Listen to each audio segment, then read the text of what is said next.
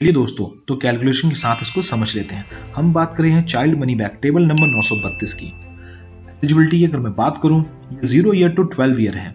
ये पॉलिसी लड़का लड़की दोनों के लिए है। सम एश्योर्ड की हम बात करें तो 1 लाख से शुरू होता है, उसके ऊपर कोई लिमिट नहीं, आप कितना भी सम एश्योर्ड ले सकते हैं। सम एश्योर्ड होता क्या है? सम एश्योर्ड की मैंने एक स्पेशल वीडियो बना रखी है, आपको मेरे डिस्क्रिप्शन लिंक पे मिल जाएगी। आप उसमें से समझ सकते हैं कि सम एश्योर्ड होता क्या है। फिर भी मैं आपको बता देता हूँ, सम एश्योर्ड एक ऐसा अमाउंट है जो कि फिक्स है, मिलना है तो मिलना है, फिक्स्ड गारंटेड अमाउंट होता है, उसी के लिए लोग पॉलिसी लेते हैं। प्रीमियम पेइंग टर्म, कितने समय तक आपको पैसे जमा करने हैं, ये है 25 साल।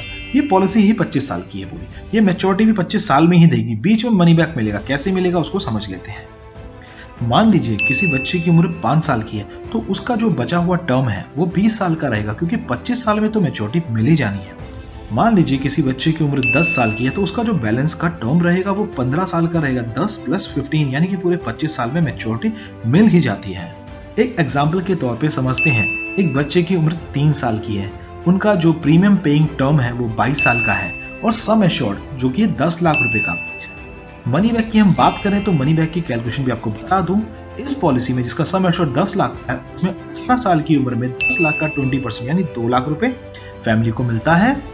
20 साल में भी 2 लाख रुपए मिलता है, और 22 साल में भी 2 लाख रुपए मिलता है। बैलेंस बचा हुआ पैसा होता है 15,40,000 रुपए का, वो मैच्योरिटी के टाइम पे मिल जाता है। हम समझते हैं कि टोटल मैच्योरिटी कितनी हुई, तो हमने कैलकुलेशन की है, वो है 21,40,000 रुपए की। इसका प्रीमियम हमने लेफ्ट साइड में दिया हुआ है। ईयरली मोड में 47,000 रुपए, हाफ ईयरली में 24,000, क्वार्टरली में 12,000 रुपए, मंथली में 4,000 रुपए। और प्रतिदिन आप अपने बच्चे के सुनहरे भविष्य के लिए 131 रुपए का निवेश कर सकते हैं। In case of child death, मान लीजिए किसी बच्चे के नाम पे पॉलिसी ली है, तो वही पॉलिसी होल्डर है। पॉलिसी होल्डर की मृत्यु हो जाती है तो क्या मिलता है?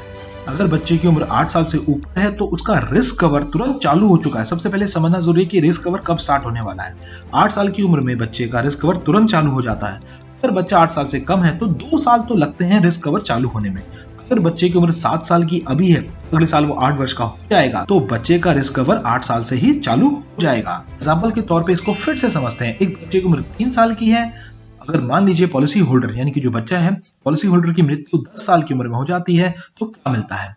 हमारा सम एश्योर्ड 10 लाख रुपए का है, उसमें सबसे पहले हमें सम एश्योर्ड मिलेगा जो कि 10 लाख का मैंने बताया था आपको, फिक्स गारंटेड अमाउंट है। साथ में अगर कुछ बोनस है, इस पॉलिसी के अंतर्गत 10 साल की एवरेज निकालने के बाद में 3,80,000 रुपए का बोनस बनता है, तो 13,80,000 रुपए परिवार को मिलते हैं।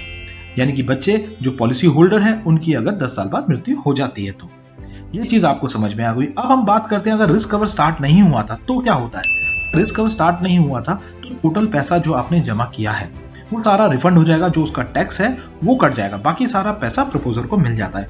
प्रपोजर कौन होता है? प्रपोजर वो व्यक्ति है जो बच्चे की इंश्योरेंस पॉलिसी में पैसे जमा करता है। बात करते हैं प्रपोजर के बारे में। मान लीजिए कि प्रपोजर को कुछ हो जाता है, फॉर एग्जांपल बच्चे की उम्र 7 साल की है, उसका प्रपोजर यानी कि उसके पिता को अगर कुछ हो जाता है तो फ्यूचर के सारे प्रीमियम LIC माफ कर देती है, वो पॉलिसी कंटिन्यू रहेगी, और जो मैच्योरिटी बच्चे को 18, 20 और 22 साल में और 25 साल में मिलनी थी वो वैसे की वैसे ही मिलेगी। प्रपोजर हम समझ चुके हैं कि क्या होता है। ये जो बेनिफिट मैंने आपको बताया है कि अगर मान लीजिए प्रपोजर कुछ हो जाता है तो उसकी सारे प्रीमियम माफ हो जाते हैं, जो बेनिफिट मिलने वाला है वो बच्चे को वैसे ही मिलता है।